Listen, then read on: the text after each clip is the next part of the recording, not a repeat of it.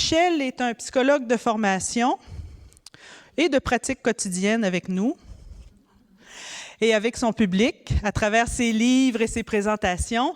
C'est un éducateur, je dirais, de premier ordre. Michel est impliqué dans beaucoup d'activités entre les différents groupes d'intervenants dans des réseaux à travers le Québec. C'est un chercheur engagé et je dois dire que c'est quand même un éminent chercheur aussi, ici au Douglas. Oui, quand même. Sa sœur nous encourage à promouvoir ces choses-là. Et il a écrit un livre tout à fait fascinant autour des valeurs corporatives et l'intégration dans notre vie quotidienne, qui a eu des très belles critiques que moi j'ai lues avec beaucoup de plaisir, même que j'avais commencé à le lire une nuit d'insomnie, puis ça n'a pas réglé mon insomnie. Fait que ce qui est probablement problématique pour moi, mais pas pour la qualité du livre de Michel. Des bonnes critiques et sa sœur qui a dit dans ses critiques bof, c'est pas pire quand même comme livre. Vous allez voir que c'est un bon mélange entre la rigueur scientifique, l'humour et la vie quotidienne. Alors, ça me fait vraiment plaisir de vous présenter notre professeur agrégé à McGill et notre psychologue au Douglas, Michel Perrault. Bonne soirée. Merci. Merci, Anne. Pourquoi est-ce qu'on est ici ce soir? Je vais essayer de vous faire une petite introduction rapide. En fait, ce que je vais présenter, vous pouvez aller chercher de l'information sur mon site web ou sur le site du Douglas qu'on va mettre à jour aussi. Alors, j'ai l'impression que ça va être tellement fascinant que vous allez vouloir y aller pour aller trouver les études ou les documents que je vais citer. Alors, on va tenter ce soir de réfléchir à des choses qu'on connaît, mais qu'on met rarement bout à bout. Aujourd'hui, on a tous le micro-ondes, des brosses à dents électriques, des télécommandes, des appareils de toutes sortes pour faire la lessive. En fait, tout est intelligent. Hein? On a des appareils intelligents, un téléphone intelligent, on a une technologie qui est à notre service dans le quotidien. Au milieu des années 50, quand on pensait aux années 2000, et si vous regardez les publicités des années 50, on se disait, ça va être génial, parce que là, ils vont avoir robotisé plein de fonctions qui sont un peu abrutissantes.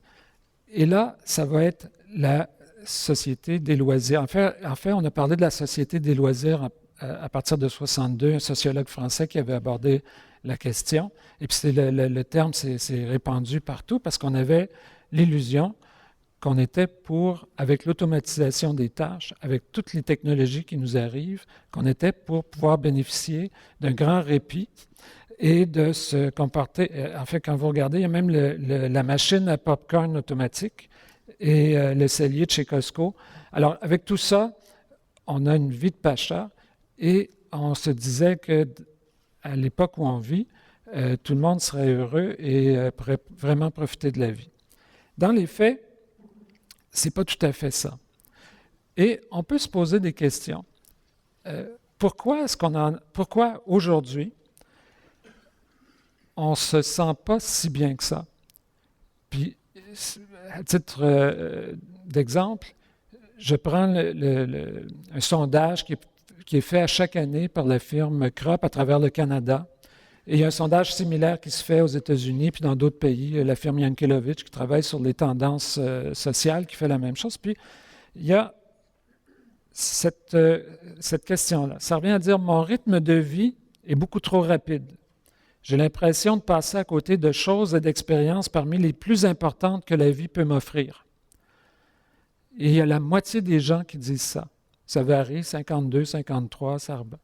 On a la moitié des gens aujourd'hui avec notre richesse, avec l'état des connaissances et toute la quincaillerie, l'arsenal qu'on a, qu'il soit digital, intelligent ou autre, et on a la moitié des gens à dire que malgré tout ça, on manque de temps et on passe à côté de choses qui sont importantes. Il y a même une étude américaine, et j'ai regardé une qui a été faite en 2009, mais c'est aussi un suivi de tendance qui disait que la moitié des Américains qui sont sondés estiment que le manque de temps est pour eux encore plus important que le manque d'argent dans leur vie.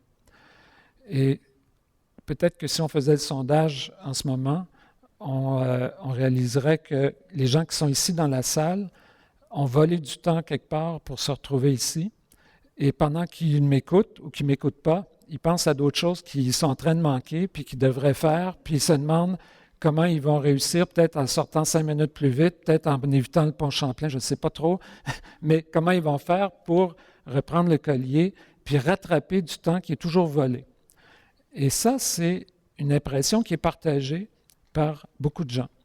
Et ça, c'est assez troublant et on pourrait se demander pourquoi. Quand on regarde chez les travailleurs, il y a une enquête canadienne. Au Canada, on est chanceux parce qu'on a quand même à Statistique Canada des séries d'enquêtes sur l'emploi du temps. Il y a cette enquête-là sur l'enquête sociale générale. On a des données qui nous permettent de faire des suivis puis essayer de comprendre un petit peu qu'est-ce qui se passe pour nous. Et ça, c'est une enquête, ça c'est la version qui a été publiée en 2010. Et là, on se rend compte que plus du quart des travailleurs disent que leur vie est très stressante. Là, vous allez me dire, oui, c'est vrai, mais stressant, sous quel aspect? Voyez, je devance la diapo. Pourquoi? Et, oups. Bien, si on regarde le pourquoi, on se rend compte que les gens nous ont parlé du stress du travail, des inquiétudes financières qu'elles vivent, de leur famille, du manque de temps, des problèmes de santé. Ça, c'est revenu dans les réponses entourant les sources de stress. Et moi, je me permets d'ajouter qu'il y a toutes ces sources-là, mais il y a un effet multiplicateur. Parce qu'en général, les problèmes, ça vient en kit. On n'en a pas juste un. On dirait que quand il y en a un, il y en a un autre qui vient avec. Mais dans le fond, nous, on est un peu comme la personne au milieu qui doit gérer tout ça puis qui pense aux différents rôles qu'elle doit jouer et aux conflits de rôles qu'elle doit résoudre. Et les conflits de rôles, ils sont là, ils sont toujours présents parce qu'une vie remplie, c'est une vie où on joue plusieurs rôles. Si on ne jouait qu'un seul rôle qui était celui de la personne au travail, ça ne serait pas si compliqué, mais c'est quand on est au travail, on n'est pas ailleurs. Et il y a ailleurs, ça veut dire d'autres choses. Ça veut dire ses amis, son réseau, sa famille. Et si on n'est pas là, il y a quelque chose qu'on perd. Notre vie se rétrécit. Il y a une qualité de vie qu'on perd. Alors, les conflits de rôle, ça fait partie du stress ou de la détresse qu'on peut vivre chacun. Et ça comment on fait pour résoudre ça? Spécialement quand on est sous pression, parce qu'on a des attentes de performance dans tous les rôles qu'on veut jouer. En fait, nous, on évolue dans une société de consommation qui est performante. On consomme plus que jamais. On travaille plus que jamais. On regarde rarement l'ensemble de tout ça, parce que vous regardez les études, on parle de travail, de chômage, on parle de consommation, mais dans le fond, tout ça, ça fait partie d'un cycle. Et ce qu'on souhaite dans ce cycle-là, c'est qu'il y a quand même beaucoup d'endettement, ce qui stimule les gens à travailler, puis à rentrer de l'argent, puis ensuite à consommer et maintenir le cycle. Hein, si on regarde je sais pas, les indices économiques, on regarde toujours la croissance. Si on est stagnant, si on arrête, c'est le produit national brut, là, il faut toujours qu'il soit en croissance. Sinon, on n'a pas l'air de générer de richesse. Alors, notre société de consommation, on pourrait dire qu'elle est une société d'hyperconsommation. Alors, on peut s'entendre là sur les différentes bulles là-dessus, mais si on regarde l'endettement des Canadiens, c'est à peu près 4 % des revenus qu'ils génèrent. Et si on regarde il y a 20 ans, c'était 20 %. Je regarde là, en 80, c'était 20 % l'économie. Si on regarde la consommation, à chaque année, on jette 2 millions de téléviseurs au Canada. Puis ça, c'était avant qu'on ait la vague là, où on les change. Là, Alors, cette année-là, on doit en avoir acheté 4 millions. Mais on est dans une société d'opulence. Un appareil cellulaire, ça nous durait 18 mois en moyenne. On dépense tellement et on consomme tellement qu'on est, on est au point où l'espace est pollué. Et là, on cherche des moyens pour essayer de nettoyer l'espace parce qu'on a beaucoup de déchets qui flottent dans l'espace, les déchets des missions spatiales. Alors,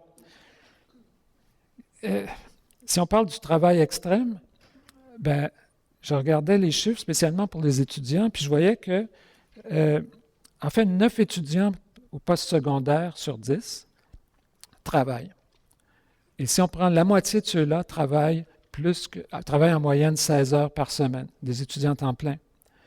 Et si on regarde, je ne sais pas, les mères seules au pays, il y en a 51% qui travaillent à temps plein. Les mères qui élèvent les enfants qui vivent seules. Le travail, c'est un élément d'intégration sociale qui est très important pour nous, pour tout le monde, et spécialement aujourd'hui, parce qu'il permet de maintenir sa place. Il y a une notion identitaire.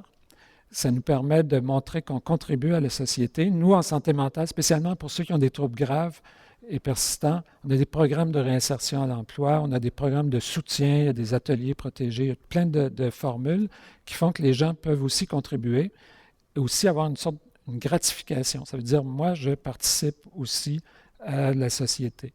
Et ce trait-là, il est très, très présent actuellement dans notre société de consommation. On s'identifie souvent par ce qu'on fait comme travail. Ça, c'est pas nouveau.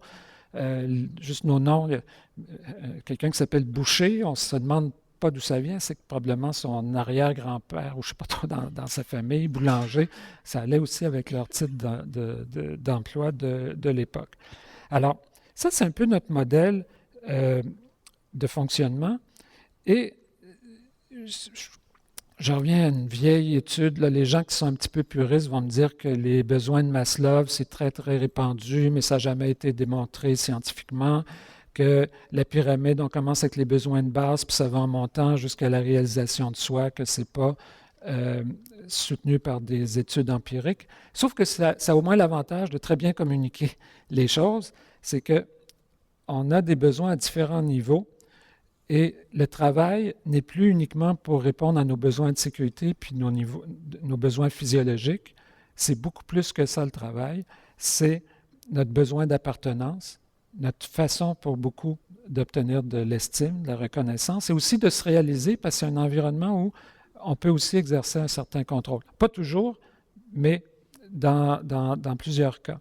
Une étude que j'ai un de mes collègues ici avec qui on fait une étude épidémiologique et on se rend compte que les gens qui travaillent à temps plein, ça exerce un effet de protection au niveau de la dépression, de la détresse psychologique, l'estime de soi. Et ça, malgré, et même ça aide à avoir du soutien social, malgré le fait que pour beaucoup de personnes qui travaillent, leur travail est absolument démentiel. Il n'y a aucun de ces attributs-là, et il est drainant, il est stressant, il est tout ce que vous voulez. Mais dans la moyenne, on se rend compte que ça exerce tellement d'effets positifs pour certains que ça contrebalance pour les autres. Alors, tout ça s'est emballé dans une coquille de société postmoderne et où on a une logique de rentabilité. Si vous regardez autour de vous, même nos sociétés, je pense actuellement, on parle beaucoup de la société des postes, qui est devenue, qui doit être rentable. Alors, ce qu'on fait, tout simplement, c'est qu'on transfère une vocation qui était, qu'on assumait collectivement, et ce qu'on souhaite, c'est que les activités soient prises en charge par des entreprises privées par un souci de rentabilité. C'est-à-dire, on va payer, puis là, ils vont arrêter de livrer à domicile, puis là, d'autres firmes vont le faire. C'est une dépossession d'un établissement qui se voulait... je sais pas, une société d'État qui devait offrir des services à l'ensemble des citoyens. Alors, il y a beaucoup de tiraillage, mais c'est un peu notre logique. C'est vrai en communication. Moi, j'ai travaillé 4 ans à Radio-Canada avant de venir ici. Et c'est un peu, si je regarde l'évolution, puis c'est beaucoup ce qui s'est passé, c'est on veut la rentabilité de nos sociétés, de nos pays et de nous-mêmes. Et ça va dans la société postmoderne où on pense beaucoup à l'individu et on parle beaucoup du « je » plutôt que du « nous ». et c'est que chacun a la responsabilité de lui-même devenir une personne rentable qui contribue à la société, d'où l'importance d'avoir, de pouvoir s'insérer dans le milieu du travail, générer des revenus, acheter ce qu'on a de besoin, puis avoir notre place dans la société. Michel Foucault, c'est un philosophe français qui n'est pas toujours facile à lire, mais dans les années 70, dans un texte de cours qui donnait à Paris, qui s'appelait Le capitalisme d'entreprise, disait que chaque agent économique ou chaque ménage est assimilé à une entreprise à la fois autonome et responsable. Il y avait une vision de l'économie un peu, je dirais, précurseur de ce qu'on vit aujourd'hui, parce qu'on est venu à penser à agir comme les entreprises pour surmonter nos difficultés d'adaptation à la vie moderne. C'est ce que je vais essayer de vous démontrer. Alors, nous, comme individus, on souhaite gérer, et ça, c'est notre langage. Hein? On gère nos émotions. On gère, et il y a Vincent de Gauljac, un Français, un sociologue du travail en France, qui a écrit un livre qui s'intitule « Malade de gestion ». Quelque chose du genre, là, je paraphrase, mais qui a tiré cette réflexion-là jusqu'au bout. Mais nous, dans notre langage, on veut performer, on veut optimiser notre temps, rentabiliser notre travail, notre temps, s'investir, accroître son capital de compétences, compétitionner. Tous ces termes-là, ce n'est pas un hasard qu'on les ait récupérés dans notre langage. Et même nous, quand on intervient en santé mentale, on parle, par exemple, pour les troubles anxieux, on va dire gérer ses émotions, on gère. Et ça, c'est un langage qui est tiré du paradigme commercial et entrepreneurial. Alors, penser comme une entreprise, c'est aussi croire que tout peut être résolu par plus de formation, de gestion, de promotion. C'est souvent les thèmes qui reviennent dans le milieu des affaires. Et j'ai mis en parenthèse ce que ça implique pour nous, parce que si vous regardez les études sur le stress et les facteurs qui sont associés au stress ou à la détresse, on parle de mise en doute de sa compétence. Si moi, je veux induire un inconfort ou du moins un sentiment de stress, une impression de stress chez quelqu'un, si je mets sa compétence en doute, si je ne lui offre pas une possibilité de contrôler son environnement, si on pense au burn-out, si on pense à la dépression, on a une perte, on a l'impression, un sentiment de perte de contrôle de ce qui arrive autour de nous. C'est un investissement qui se fait, mais sans nécessairement sentir qu'il y a un retour, qu'on a une prise sur ce qui se passe autour. Et de reconnaissance, de connaissance et de reconnaissance, puis je le traduis aussi par la promotion. Alors, ce que je veux vous dire, je vais essayer de vous illustrer ça un petit peu mieux, mais on est pressé, on a épousé les valeurs d'entreprise et ce faisant, on a épousé aussi cette notion que tout est urgent. La durée de vie d'une entreprise, au Canada, une entreprise qui vient au monde, d'ici 3 ans, là, enfin, en 3 ans, on a 2/3 des entreprises qui n'ont pas survécu, d'une nouvelle entreprise. On s'attend, si on regarde les plus grosses, qui sont les plus résistantes, on s'attend, si on regarde dans le Standard & Poor's, le 500, si on regarde aujourd'hui, on se rend compte qu'on a une moyenne de durée de vie de 20 ans, alors que si on recule au début du 20e siècle, on avait une durée de vie, une espérance de vie de 60 ans. Les grosses firmes duraient plus longtemps. Puis, c'est pas si on réfléchit. L'autre fois, j'écoutais la chanson de Robert Charlebois, Lindbergh, puis toutes les compagnies aériennes qu'il nommait ont toutes été sous faillite. Eastern, Western, Northern, Pan American. En fait, quand on y pense, c'est pas et si on fait le tour des grandes entreprises autour de nous, elles ont toutes disparu, fusionné, sont réorganisées. Il y en a qui ont survécu, mais on oublie toutes celles qui ont disparu en cours de route. Mytel en étant une grande Canadienne. Et si vous êtes une entreprise qui a une espérance de vie de 5 ans ou qui vit par un rapport trimestriel ou qui essaie de survivre d'une année à l'autre, vous êtes dans un mode de vie nomade. Vous essayez de survivre, d'exploiter le plus possible votre environnement dans l'option de survivre jusqu'à jusqu'au prochain rapport trimestriel, jusqu'à une prochaine assemblée d'actionnaires, jusqu'à une fusion, Et cette philosophie-là de compétition qui vient aussi avec la mondialisation, la digitalisation de tout, ajoute une pression très forte, à la fois sur les entreprises et sur les travailleurs.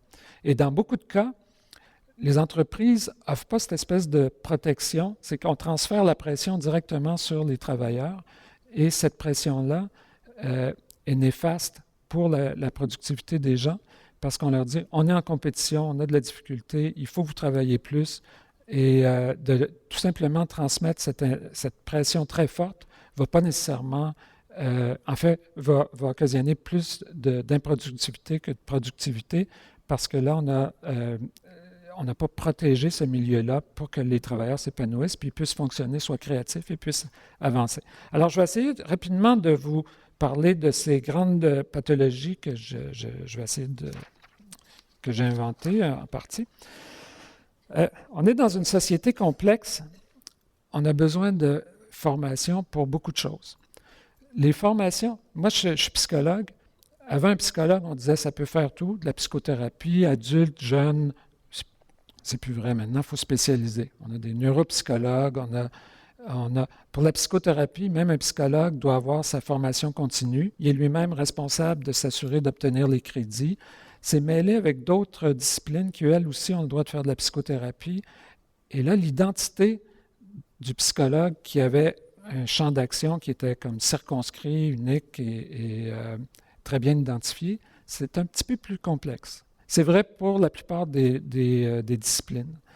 Et ça nous amène à cette notion où on doit nous-mêmes prendre la responsabilité de se former, de maintenir sa compétence à jour pour pouvoir travailler en collaboration avec nos autres collègues. Alors, on est dans une société complexe et je vais juste, pour illustrer mon propos, vous démontrer quelque chose. Est-ce qu'il y en a qui sont sur Facebook ici? Est-ce que vous pouvez lever la main? Oh boy! Ça veut dire... Merci. Mais ça veut dire les 2/3 sont sur Facebook. Est-ce que... attendez, je vais vous montrer quelque chose.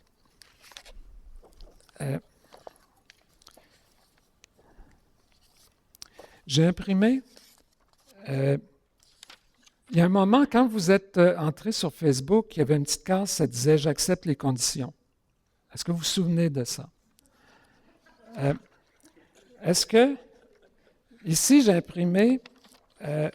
en fait, ici, ce qui manque, c'est la page plateforme, les règles applicables à la page plateforme Facebook, les règles publicitaires, les règles applicables aux promotions, les éléments de marque, comment signaler les infractions. En tout cas, j'ai sauté un peu, mais j'ai imprimé ici les conseils. Est-ce que, Nicole, tu pourrais venir m'aider?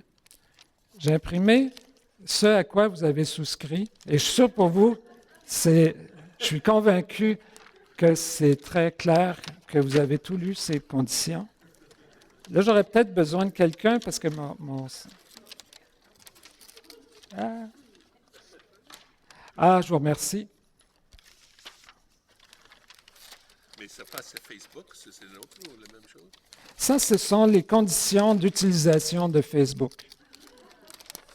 C'est pourquoi je ne suis pas là-dessus. Mais c'est pour ça que vous êtes objectif, vous pouvez venir. Alors, oui, là, écoutez, on ne va pas prendre toute la soirée. Il nous manque une section ici.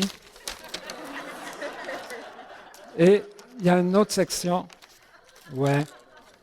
Alors, mais je suis convaincu que si je vous lisais tout ça, ça vous reviendrait à l'esprit.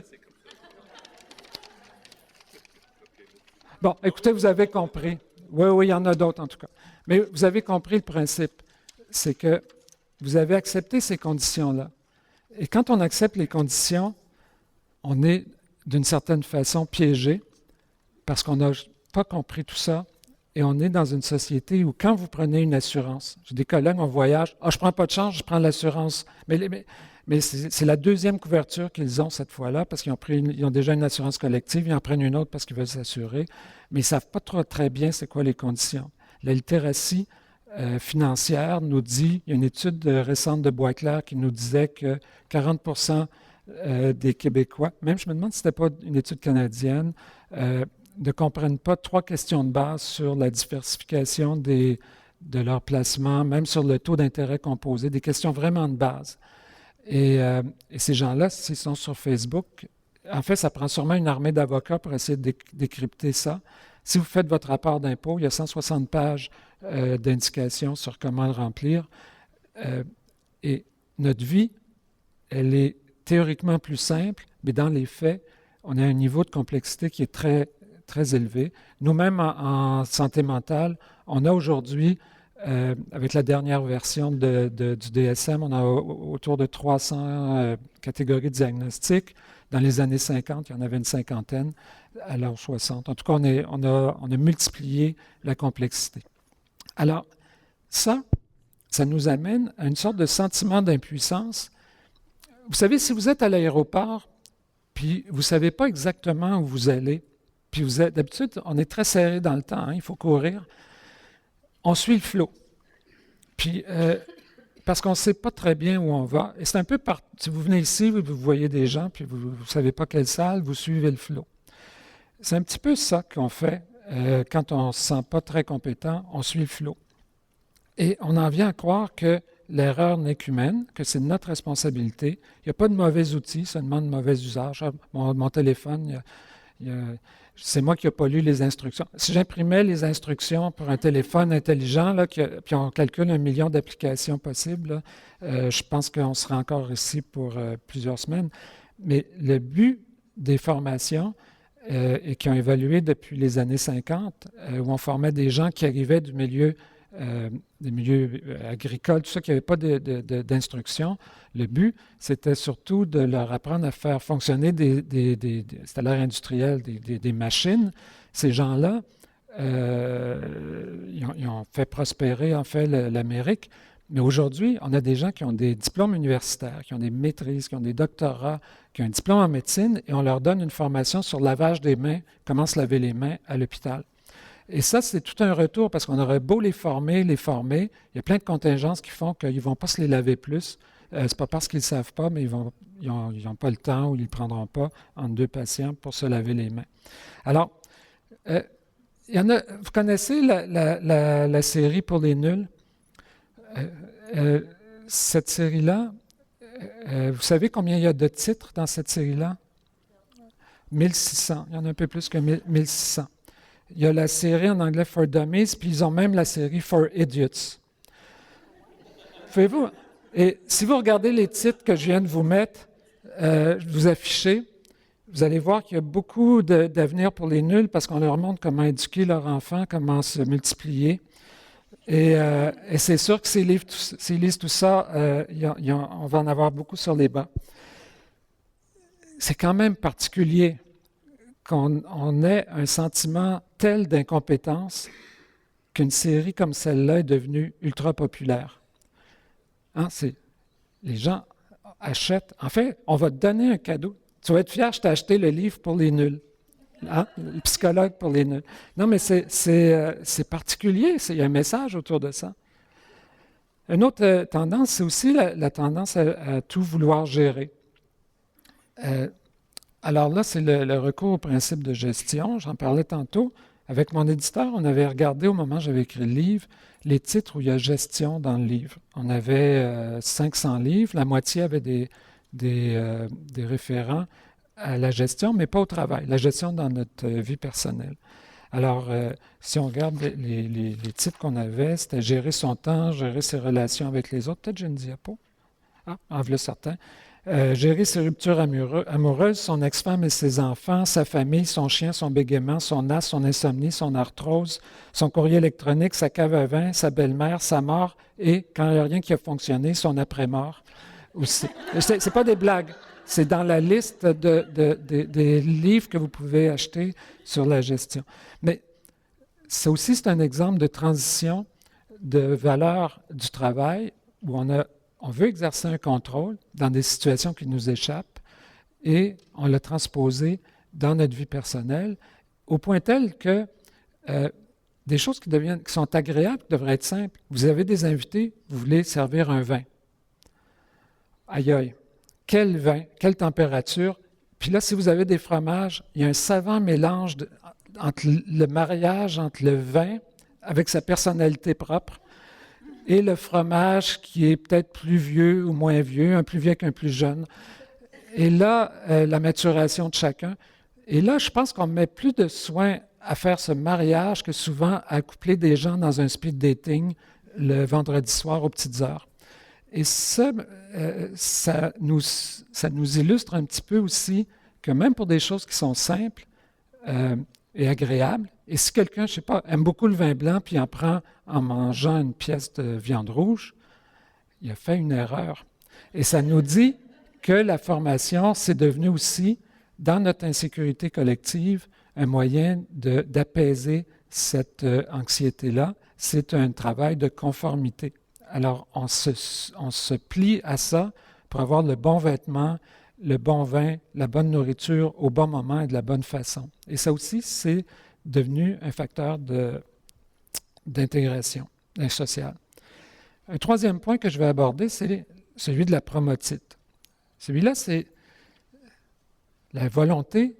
En fait, s'il n'y a rien qui fonctionne, c'est peut-être parce que les gens nous connaissent mal.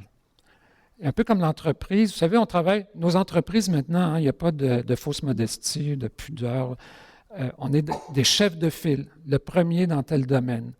L'innovation. Alors, toutes les entreprises ont des slogans, des logos, devises qui disent comment elles sont bonnes. Même dans les hôpitaux, de partout, on est les meilleurs.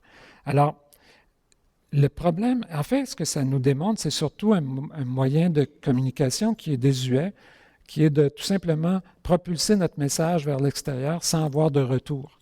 En fait, on veut juste dire aux gens qu'on est les meilleurs, mais on ne veut pas entendre vraiment ce qu'ils nous disent ou les nuances qui pourraient être apportées. Alors, ce modèle qui est un peu archaïque, parce que ça nous force à... c'est comme si on parle, mais on ne veut jamais entendre.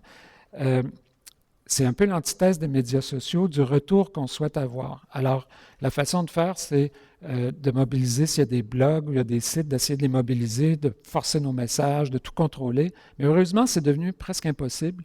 Alors, il y a toujours quelqu'un qui va sortir quelque part puis qui peut contester. On l'a vu, je ne sais pas, le printemps arabe, on peut questionner par la suite, mais ça l'a monté beaucoup avec les médias sociaux. Alors, c'est une façon aussi de propulser des idées, de contourner un mode de communication à sens unique. Mais ça nous mène quelque part. Parce qu'on est aussi, je vous dis qu'on adopte nous-mêmes cette façon de faire des entreprises. Savez-vous qu'on parlait de Twitter? Regardez, vous pouvez vous acheter des gens qui vous suivent sur Twitter. Je vous dis ça, là, mais ça démontre quand même l'absurdité de la chose. C'est que si vous payez, et ce n'est pas très cher pour avoir 500 personnes qui vous suivent, 1000 personnes, c'est probablement des gens qui sont quelque part en Afrique ou aux Indes, et eux, pour un petit montant, ils vont remplir tout ça. Et là, regardez comment on l'annonce. Gagner en crédibilité et notoriété par le nombre. Un peu comme si vous aviez une clientèle qui vous suit.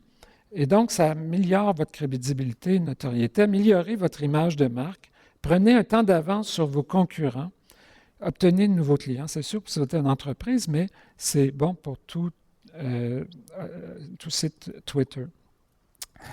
Dans la même veine, il y a quelques années, il y a un jeune diplômé à Paris qui s'est mis en vente sur eBay. On parle en anglais, ils disent personal branding, c'est se vendre comme si on est une marque. Ceux qui sont travailleurs autonomes sont forcés de faire ça. Puis souvent, la frontière est très difficile à établir entre ce qui est le produit, ce qu'ils vont offrir, puis leur propre personnalité. Et ici, regardez, pratique et peu coûteux à l'entretien, vous ne regretterez pas de vous offrir ce superbe jeune diplômé en pleine santé. Ça ressemble presque à de la prostitution. Non, mais il y a un problème majeur à vouloir à tout prix se mettre en marché comme si on était une marque. Et on continue.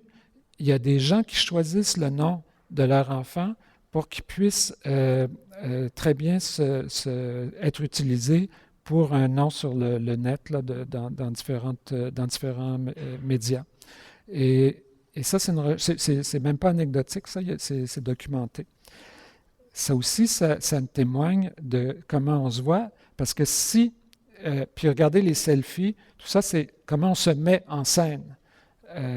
C'est se promouvoir. J'étais en Europe dernièrement, puis je voyais des gens avec une tige, et j'en ai vu plusieurs. Ici, je n'ai pas vu encore, puis ils installent leur téléphone au bout, puis là, en marchant, ils se trouvent à se filmer, puis à filmer le décor. C'est un peu comme s'ils sont eux-mêmes une valeur ajoutée au décor. J'étais en Espagne, moi, c'était assez beau, j'avais pas besoin. mais c'est vraiment difficile de battre ça en termes de philosophie. En fait, c'est vraiment l'espèce de narcissisme de nos propres entreprises qui n'arrêtent pas de se vanter puis de se faire valoir. Alors, là, ce que je dirais, c'est, si on faisait, en fait, tout ce que je viens de vous raconter, peut-être vous-même, vous n'êtes pas aux prises avec ces problèmes-là, mais ça nous rejoint quelque part. Ça témoigne aussi de notre façon d'entrer en lien avec les autres, puis de nous voir dans cette société postmoderne. Il y a un problème quand même, c'est qu'à faire ça, on est toujours ancré dans cette vision de performance, de productivité, et puis si on a commencé tantôt en se disant « on manque de temps, on est serré, on a de la difficulté à s'y retrouver », ce n'est pas nécessairement en adoptant ces moyens-là qui, eux, sont vraiment adaptés pour aller encore plus vite puis produire encore plus. Parce que si je veux gagner du temps, et puis je fais référence par exemple, je m'achète l'arsenal d'une entreprise, j'ai un agenda électronique, j'ai tout synchronisé ça avec la tablette, avec la famille et tout ça. Je ne suis pas en train de questionner qu'est-ce que je suis en train de faire. Je suis en train d'essayer d'accélérer le rythme pour pouvoir maintenir la cadence. Et tous les moyens que je vais avoir à ma disposition vont me permettre d'être encore plus performant et donc de continuer à m'enliser dans cette voie-là plutôt que d'arrêter puis de faire l'état de situation. En fait, le livre dont Anne parlait tantôt, c'est un petit peu cette réflexion-là autour de « je ne suis pas une entreprise », c'est je n'ai pas à fonctionner de cette manière-là, malgré le prix qu'il y a à payer. Je n'ai pas à me soumettre à cette façon de voir et de faire les choses. On pense à nous comme espèce humaine. Pourquoi nous, on a survécu parmi toutes les espèces? C'est parce qu'on est capable de fonctionner avec l'entraide, la collaboration, et d'avoir des façons de faire où on peut se soutenir mutuellement. Malgré tout ce qui va tout croche, malgré les événements qu'on voit là tout récemment, on a quand même ces réflexes-là et on a une vie qui est plutôt sédentaire. Le respect de l'environnement, on ne bouge pas tout le temps, on essaie de faire prospérer ce qu'on a. En fait, c'est parce qu'on est devenu sédentaire qu'on a pu aussi déloger d'autres espèces et puis s'établir, puis prospérer, puis prendre possession de la planète. À fonctionner comme on le fonctionne au contact des entreprises, on revient avec des réflexes de vie nomade. On parle de mobilité. On est fier de pouvoir être mobile, de pouvoir s'adapter dans cet environnement qui nous demande de fonctionner de manière nomade. On a de moins en moins de postes qui sont des postes permanents, en permanence. Qu'est-ce que j'entends? Il faut que ce soit ciblé sur une fonction où on peut être rentable. Il faut que ça soit fractionné. Il ne faut pas qu'il y ait d'engagement de la part de l'entreprise. Au niveau collectif non plus, c'est le jeu. Il faut faire sa place, il faut se prouver, puis il faut démontrer comment on est bon. Et c'est pour ça que ces réflexes-là de promotion, de formation, de gestion, à mon sens, prennent leur sens. Alors ça, c'était mon autopromotion.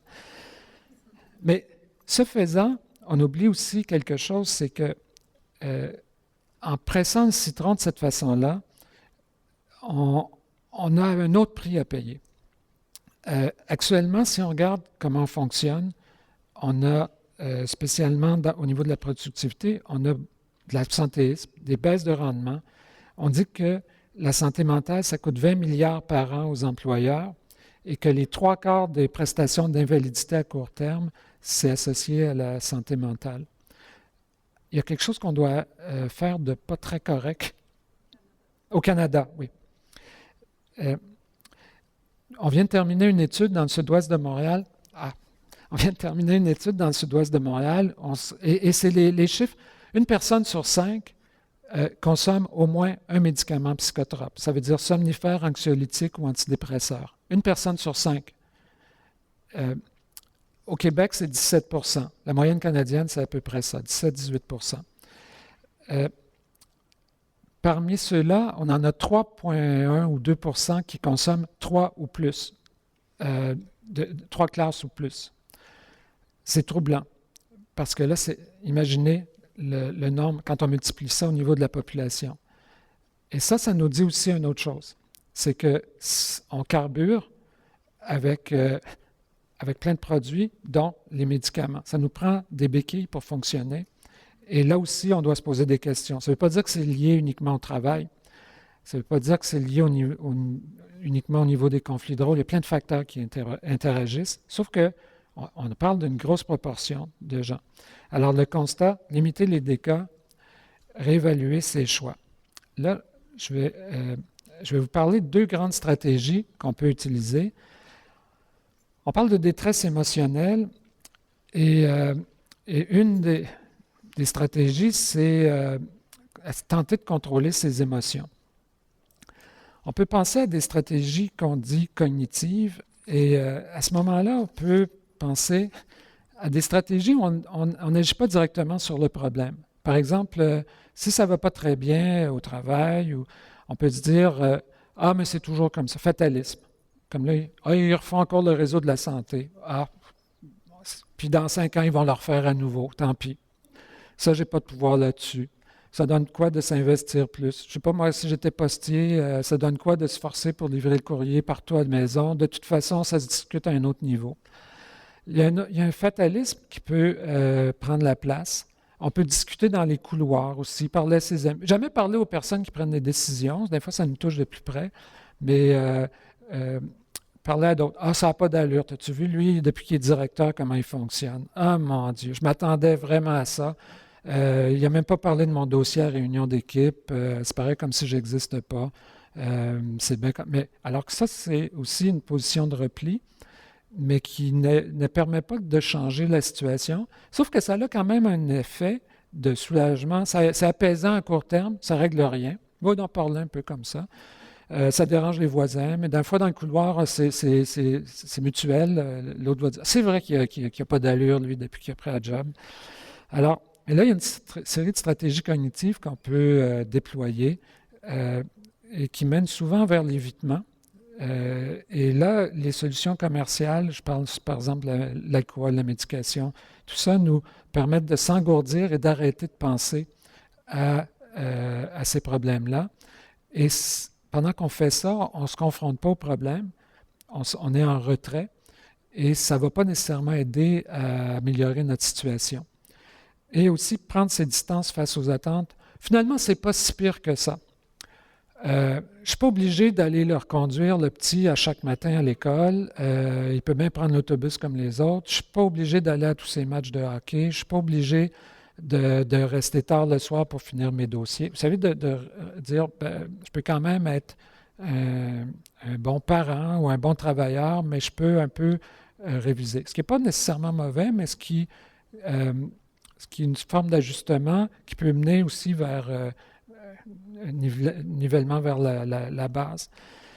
Et il y a les autres stratégies qui sont plus centrées sur le problème puis qui amènent des actions directes qui visent à transformer les choses. Alors, ça n'a pas d'allure, il n'a pas parlé de mon dossier en réunion d'équipe. Bien là, je vais aller le voir, puis là, on va se parler. Moi, ça fait 10 ans que je travaille sur ce dossier-là. Ils ne vont pas me le retirer, puis là, on va s'entendre. Mais là, il y a une sorte de réflexe qui dit, je peux transformer mon environnement, je vais utiliser les leviers. C'est pas sûr que ça va marcher, mais là, c'est comme de s'approprier la situation. Et là, les actions qui sont centrées vers la situation, on en a parlé aussi dans les formatites, les promotites, parce que quand on fait ça, ce qu'on vise, c'est à améliorer notre rendement.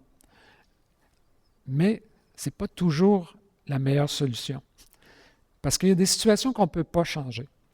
Le postier là, qui va se forcer pour donner un bon service en livrant à domicile, là, bien, ça va être génial pour ses clients d'aujourd'hui, Mais ce n'est pas lui qui décide que ça va être des casiers postaux le mois prochain.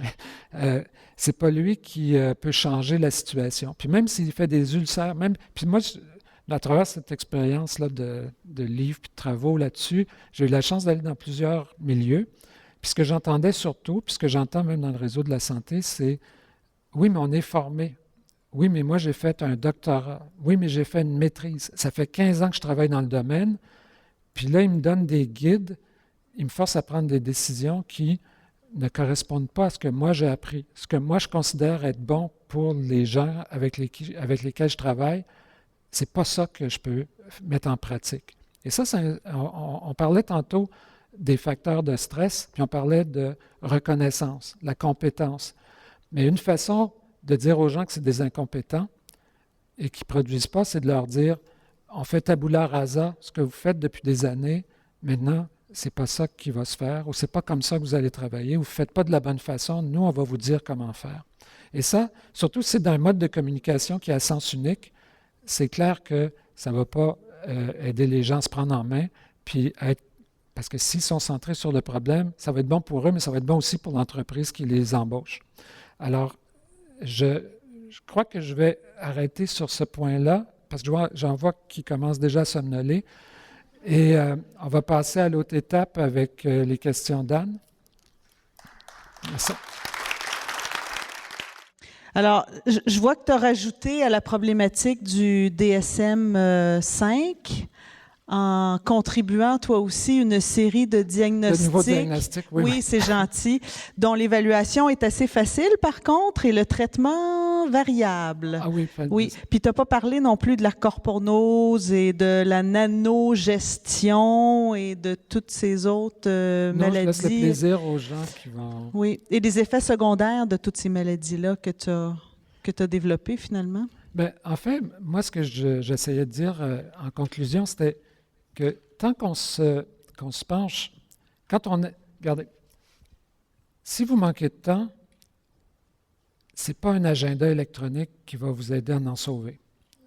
Ce n'est pas d'acheter une nouvelle tablette, ce n'est pas d'acheter le dernier logiciel sur la gestion du temps, d'après moi.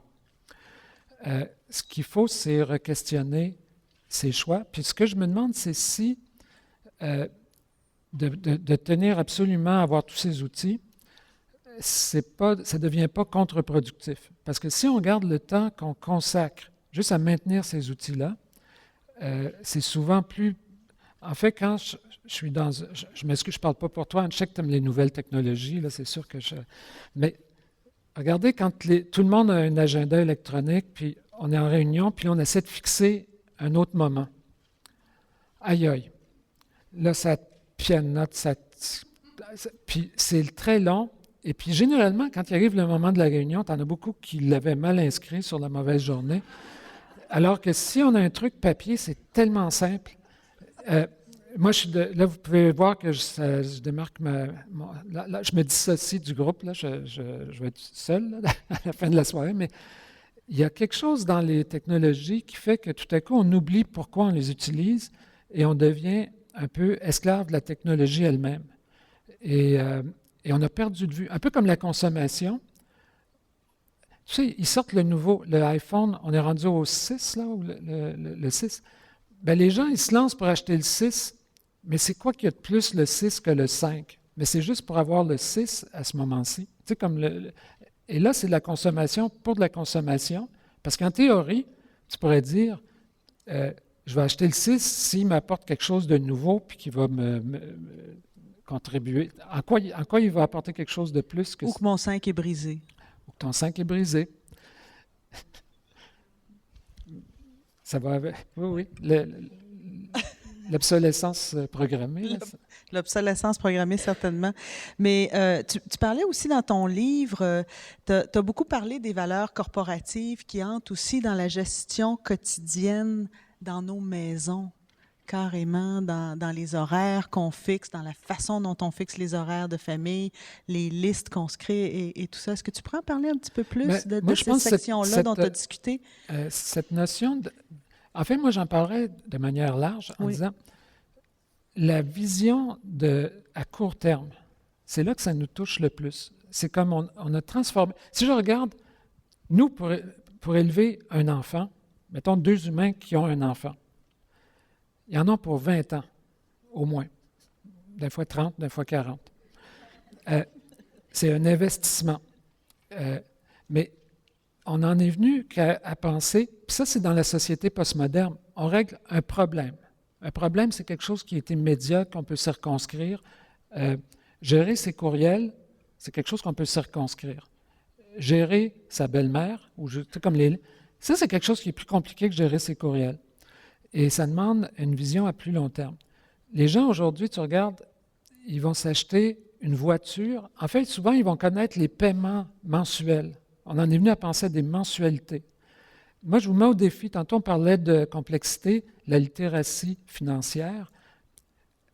Est-ce que vous comprenez, si vous prenez plusieurs services, là, incluant le câble, la télé, les bouquets de choix là, à la télé, est-ce que vous comprenez bien le forfait auquel vous avez souscrit? Est-ce que vous comprenez bien la couverture d'assurance que vous avez? C'est très complexe, mais on en est venu qu'à comprendre des mensualités. Puis les gens, si ta voiture arrive après 3 ans, souvent, ils vont t'appeler puis te dire « Oui, mais on peut t'en donner une nouvelle, tu vas continuer à payer le même prix. » Mais là, tu as perdu la notion de où j'en suis dans le paiement de la voiture. C'est un peu métaphorique. C'est de la grande métaphore, ça. Mais on est tellement surpris.